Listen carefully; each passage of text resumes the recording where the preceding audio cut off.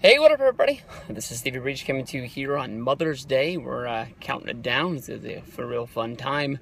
Hope everybody reached out to their moms and said, "Hey, how you doing?" I had to call mine on my lunch break. She lives way far away from me, but I'll be going to see her in about 8 weeks. So I'm counting down until that. But I don't know. I was really surprised. Honestly, I sort of put the pieces of the puzzle together, thinking that. When TNA was advertising that on Impact they were going to have a former champion on the show, and they were sort of teasing the fact of who this former champion was going to be making their return to TNA Impact Wrestling. The wrestler ended up being Bully Ray. There's been only 16 champions that's been there, and there's a lot of guys out there on the free agent market. There's a lot of guys out there that are sort of involved with WWE. But Bully Ray ended up being the guy coming out there being the special guest referee.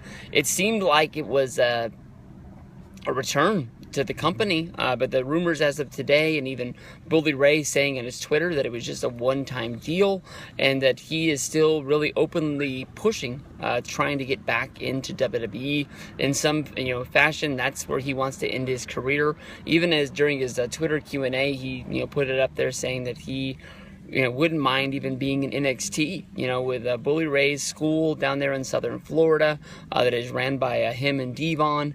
They had that one guy come out of there. I can't remember.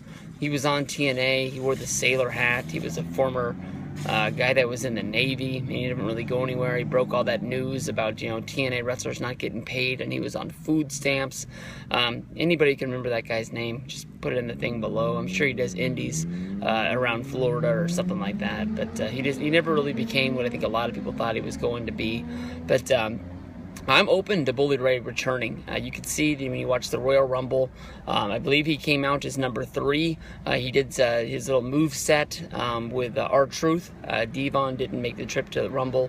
I think it would have been a little bit less surprising if Devon would have came out as number 4. So I think the WWE, R-Truth, and the agents that were working that night were pretty smart to do the 3D with R-Truth, and I think the payoff was pretty good. I think that everybody loved the Rumble.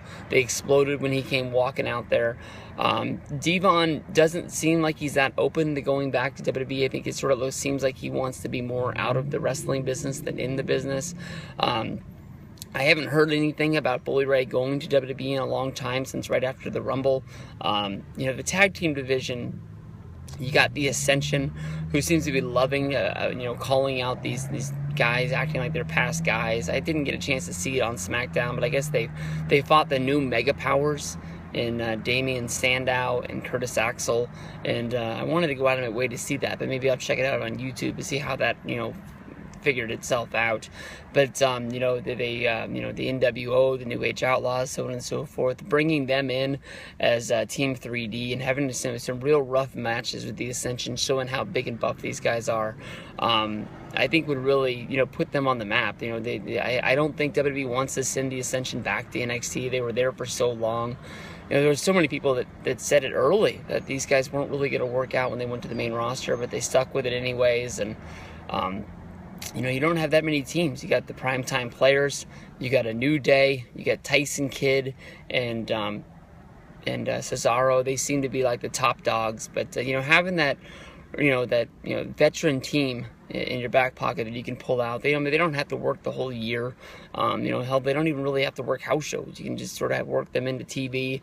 I think the Dudleys would come out and they would have a really, really good response, and they can end their career the right way. I know that they're not looking to just come back for peanuts. They want to get paid. They want to be used the right way.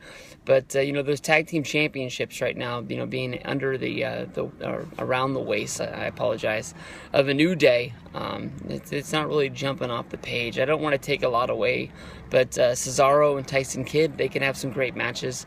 They seem to be the guys that deserve to have the championships right now, especially with the Usos out on the DL. Bringing the Dudleys in would make a whole lot of sense to me. But, Bully Ray wanting to go to NXT, kind of surprising. But when you look at their roster right now, it seems to be really hurt. You got Hideo Itami's going to be out for a couple of months. You got Sami Zayn going to be out for a couple of months. That's 2 of your big matches from your next NXT special, with Sami Zayn going up against Kevin Owens in your main event. And then in your semi-main, you had the 3-way for the number 1 contenders, Finn Balor, and then you got Hideo Itami, and then you had Tyler Breeze making it a 3-way. There's 2 matches that I don't even think they know what they're going to do with them yet. I heard that on Observer.